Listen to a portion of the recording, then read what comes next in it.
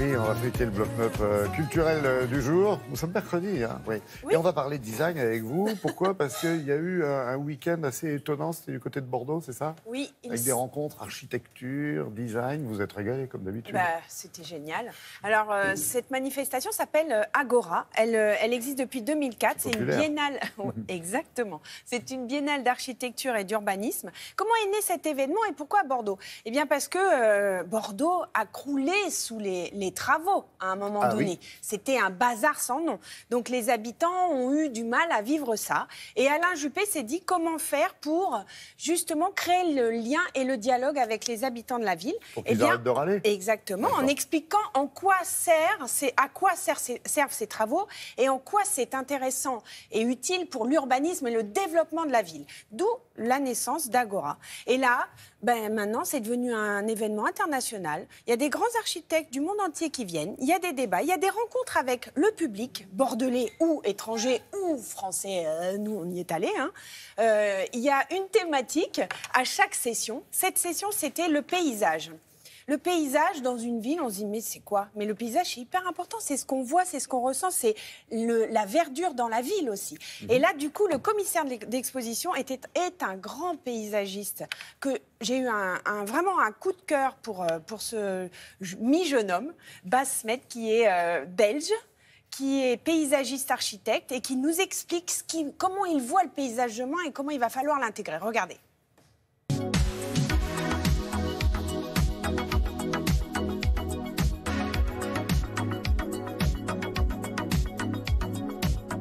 Pour cette 7e édition, on a proposé le thème des paysages comme thème central d'Agora. Et du coup, on a fait toute une série de films pour montrer le rôle et l'ambition du paysage aujourd'hui. On a fait 2 séries de films. Dans une première série, on a montré l'influence du paysage et du climat sur les comportements de l'homme. Quelque part de montrer que comme un animal s'adapte à son environnement, l'homme aussi s'adapte à son environnement et l'homme à Saint-Pétersbourg a d'autres pratiques, d'autres comportements que l'homme à Bogota. Deuxième série, c'est l'influence de l'homme sur le paysage, quelque part l'inverse. Et par exemple, on est allé filmer à Singapour, peut-être la seule ville au monde qui, les dernières 20 années, a réussi à augmenter de 30% sa masse végétale. Le paysage est aussi une forme ou une façon d'organiser le territoire. Et en bas, pour la scénographie, on a montré que le projet de paysage peut même organiser une scénographie. Pour notre 7e édition, nous avons une dizaine d'expositions dans des lieux très différents. Nous avons une exposition où nous présentons 20 métropoles du monde dans la cour de l'hôtel de ville.